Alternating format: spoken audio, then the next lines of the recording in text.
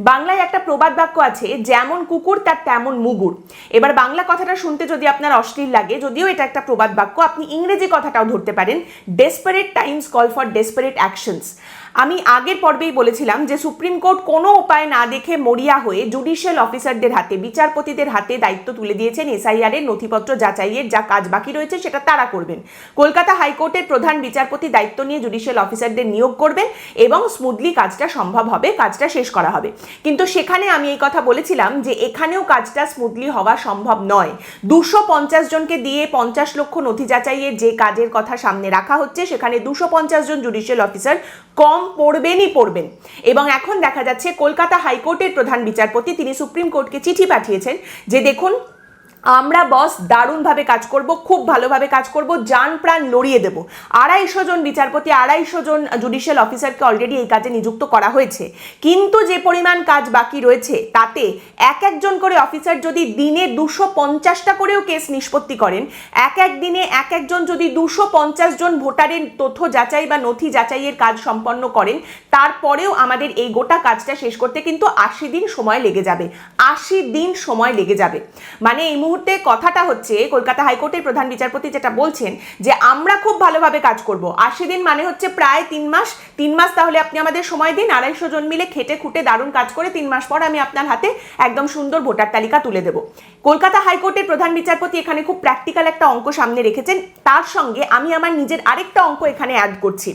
কলকাতা হাইকোর্টের প্রধান বিচারপতি বলছেন 250 জন জুডিশিয়াল অফিসারের প্রত্যেকে দিনে 250টা কেস যদি নিষ্পত্তি করেন, অর্থাৎ 250 জন ভোটারের তথ্য যাচাই যদি এক একজন করে করেন প্রত্যেক দিনে, আমি বলছি একজন মানুষের পক্ষে 100 জন ভোটারের তথ্য যাচাইয়ের কাজ একদিনে করা সম্ভব। তার থেকেও বেশি তারা করবেন, সেটা কি আদৌ সম্ভব? এক একজন 100টার বেশি কেস একদিনে করতে পারবেন না। তাহলে সেক্ষেত্রে দিনের সংখ্যাটা আরো বেড়ে যাবে। এবং তার সঙ্গে ধরুন আপনার সরকারি কর্মীদের উপর যতই রাগ থাক না কেন, তারা সপ্তাহে 7 দিন কাজ করতে পারবেন না, তাদের ছুটি নিতে হবে, একদিন না হলে 2 দিন, শনি রবিবার আমি ধরে নিলাম তারা ছুটি নেবেন। তার মানে এই কাজ সম্পন্ন হতে অন্তত 120 দিন সময় লাগবে।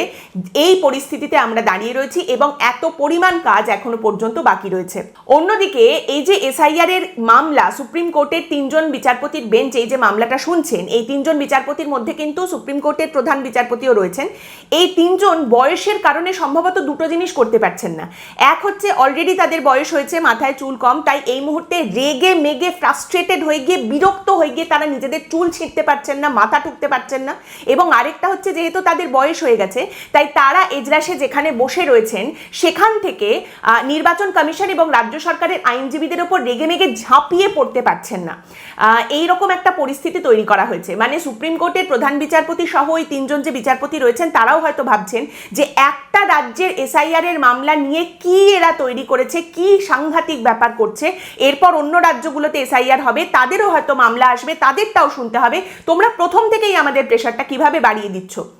তো এখানে সুপ্রিম কোর্টের তরফ থেকে দুটো এক্সটেনশনের কথা সামনে রাখা হয়েছে যে তোমাদের কাছে পর্যাপ্ত পরিমাণে মানুষ নেই, হাইকোর্টের প্রধান বিচারপতি চিঠি লিখে জানিয়েছেন, তাহলে দুটো এক্সটেনশন দিচ্ছি। 1 নম্বর কি, একটা বলা হচ্ছে কলকাতা হাইকোর্টের প্রধান বিচারপতিকে বলা হচ্ছে যে আপনি জুডিশিয়াল অফিসার যে নিয়োগ করছেন সেখানে আপনি সিভিল জাজদেরও নিয়োগ করতে পারবেন।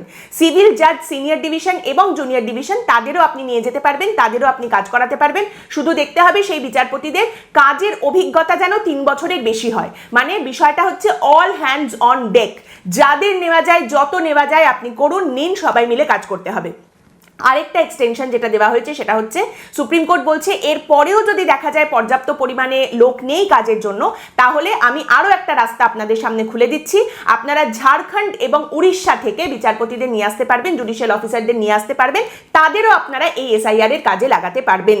এবার এইখানে বলা হচ্ছে যে সুপ্রিম কোর্টের প্রধান বিচারপতি তিনি বলছেন যে ঝাড়খণ্ড এবং উড়িষ্যার যে প্রধান বিচারপতিরা রয়েছেন তাদের কাছে কলকাতা হাইকোর্টের প্রধান বিচারপতি আবেদন পাঠাবেন যে আমার কাজের জন্য এত লোক প্রয়োজন, এবং ওই রাজ্যের প্রধান বিচারপতিরা আবার জানাবেন যে তারা কত লোক দিতে পারবেন বা পারবেন না। তারই সঙ্গে সুপ্রিম কোর্টের তরফ থেকে বলা হচ্ছে আমরা ঝাড়খণ্ড এবং উড়িষ্যার প্রধান বিচারপতিদের কাছে জানাবো যে এখন একটা সেন্সিটিভ টাইম রয়েছে, আপনারা সহযোগিতার হাত বাড়িয়ে দিন, সাহায্যের হাত বাড়িয়ে দিন, লোকজন পাঠান, সবাই মিলে কাজ করতে হবে। ওই একেবারে মিলেমিশে করি কাজ, হারি জিতি নাহিলাজ টাইপের একটা বিষয় করে আমাদের কিন্তু কাজটা শেষ করতে হবে। সুপ্রিম কোর্টের তরফ থেকে বেসিক্যালি এই দুটো পয়েন্ট পরিষ্কার করে দেওয়া হয়েছে। তারই সঙ্গে সুপ্রিম কোর্ট আরও একটা বিষয় পরিষ্কার করে দিয়েছে যে এই পুরোটাই কিন্তু নির্ভর করছে কলকাতা হাইকোর্টের প্রধান বিচারপতির সিদ্ধান্তের ওপর, তার যা তিনি মনে করবেন সেটার উপর। তিনি যদি মনে করেন সিভিল জাজদের এই কাজের মধ্যে ঢোকানোর পরে বাইরে থেকে আর লোক আনার দরকার নেই, পর্যাপ্ত পরিমাণে লোক হয়ে গেছে, এই দিয়েই হয়ে যাবে কাজ, তাহলে বাইরে থেকে আর লোক আসবেন না। কিন্তু তিনি যদি মনে করেন যে না এর পরেও বাইরে থেকে লোক আনতে হবে, তাহলে সেটাও তার সিদ্ধান্ত, যে ঝাড়খণ্ড উড়িষ্যা থেকে তিনি জুডিশিয়াল অফিসারদের আনবেন, কতজনকে চাইবেন, সবটাই তার সিদ্ধান্তের ওপর নির্ভর করছে। মানে এই লাস্ট পার্টটা বেসিক্যালি একদম কোর্ট মনিটর্ড ভাবে হচ্ছে। এবং তারই সঙ্গে সুপ্রিম কোর্টের তরফ থেকে জানিয়ে দেওয়া হয়েছে যে এখানে রাজ্য সরকার বা নির্বাচন কমিশনের কোনোভাবে নাক গলানোর কিছু বলার কোনো জায়গা নেই। তার সঙ্গে টাকা পয়সা নিয়ে আবার একটা সমস্যা হতে পারে, সুপ্রিম কোর্ট অবশ্যই সে কথা জানে যে এই যে বাইরে থেকে জুডিশিয়াল অফিসাররা আসবেন তাদের যে টাকা পয়সা দিতে হবে, থাকা খাওয়ার খরচ, সেক্ষেত্রে আবার একটা গাইগুই হতে পারে। রাজ্য সরকার বিএলওদের টাকা সঠিকভাবে এখনো দেয়নি, সেই নিয়ে একটা অভিযোগ অলরেডি পেন্ডিং রয়েছে। তাই এখানে সুপ্রিম কোর্টের তরফ থেকে বলা হচ্ছে এই যে জুডিশিয়াল অফিসাররা আসবেন, কাজ করবেন, এই খরচটা কিন্তু পুরোটাই দিতে হবে নির্বাচন কমিশনকে।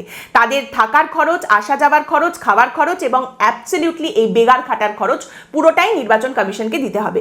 এই সব কিছুর মাঝখানে আমাদের কল্যাণ বন্দ্যোপাধ্যায় তিনি সুপ্রিম কোর্টে দাঁড়িয়ে একটু গাঁইগুই করার চেষ্টা করেছিলেন, মিনমিন করে তিনি একটু বলার চেষ্টা করেছিলেন যে আবার স্যার আপনি বাইরের রাজ্য থেকে বিচারপতিদের আনবেন, বাইরের রাজ্য থেকে লোক, স্যার স্যার স্যার তারা তো বাংলা ভাষা বুঝতে পারবেন না, আবার তো সেই পদবী বিভ্রাট চ্যাটার্জি চট্টোপাধ্যায় নিয়ে সমস্যা তৈরি হবে।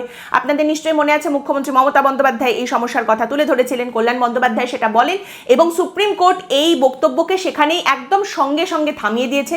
সুপ্রিম কোর্টের তরফ থেকে পরিষ্কার বলে দেওয়া হয়েছে এই অবস্থায় আমাদের কাছে আর কিছু করার নেই। এমনিতে ঝাড়খণ্ড, উড়িষ্যা, পশ্চিমবঙ্গ একই প্রশাসনিক পরিকাঠামোর অংশ ছিল ঐতিহাসিকভাবে, অতএব এখানকার স্থানীয় ভাষা উপভাষা থেকে তারা ধরন ধারণ কিছুটা বুঝে নিতে পারবেন। মানে সুপ্রিম কোর্ট এই সমস্ত কিছু এন্টারটেইন করার মতো জায়গায় আর নেই, কোনোভাবেই আর ডিলে হবে না। এখন তোমাদের এই সমস্ত কথা বলে কোনো লাভ নেই।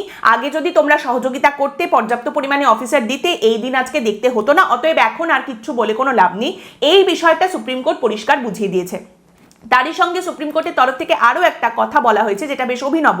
সুপ্রিম কোর্টের তরফ থেকে বলা হচ্ছে যে এই যাচাই প্রক্রিয়া, যাচাই পদ্ধতি পুরোটাই হবে নির্বাচন কমিশনের বিজ্ঞপ্তি অনুযায়ী। তারই সঙ্গে সুপ্রিম কোর্ট বলছে যে 28শে ফেব্রুয়ারি তো চূড়ান্ত ভোটার তালিকা বেরোবেই, তারপর যে অতিরিক্ত তালিকা বেরোবে সেটাকেও 28শে ফেব্রুয়ারির তালিকা হিসেবেই গণ্য করতে হবে।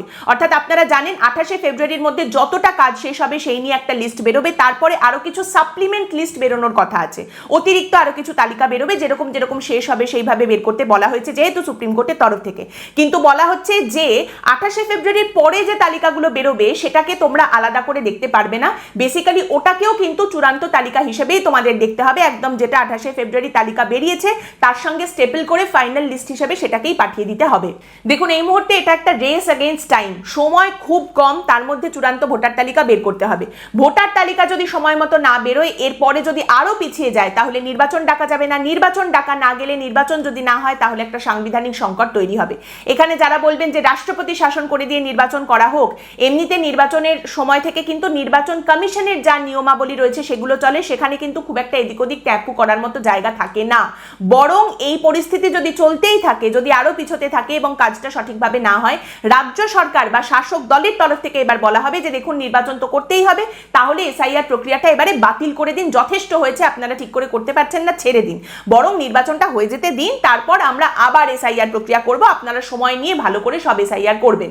এইটা কিন্তু শাসক দলের তরফ থেকে প্রথম থেকেই দাবি ছিল এবং সেটাই আরো বেশি জোরদার করে তারা সামনে রাখতে পারবে। একদম শেষ পর্যন্ত হাড্ডাহাড্ডি লড়াই থাকবে। আগেই বলেছিলাম এসআইআর টেস্ট ম্যাচ, এটা টি20 নয়। আজকের পর্ব এখানেই শেষ করছি। আপনাদের মতামত এই পর্ব সম্পর্কে অবশ্যই জানাবেন। পরের দিন দেখা হবে অন্য একটি বিষয় নিয়ে আলোচনায়। ভালো থাকবেন।